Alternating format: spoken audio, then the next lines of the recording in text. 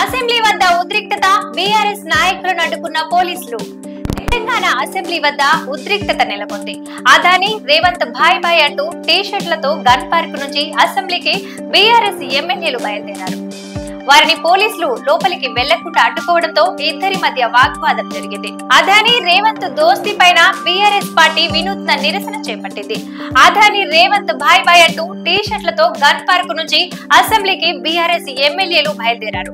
ఢిల్లీలో అదానితో కుస్తీ, గల్లీలో దోస్తీ అంటూ నినాదాలు చేశారు. రేవంత్ రెడ్డికి ఎంత చెప్పినా వినటం లేదు అని మాకు టీ-షర్ట్లు ఇచ్చి అసెంబ్లీలో నిరసన తెలియజేయమన్నారంటూ కేటీఆర్ చురకలు వేశారు. తెలంగాణ తల్లి మాది, కాంగ్రెస్ తల్లి మీది అంటూ బీఆర్ఎస్ నాయకులు నినాదాలు చేశారు.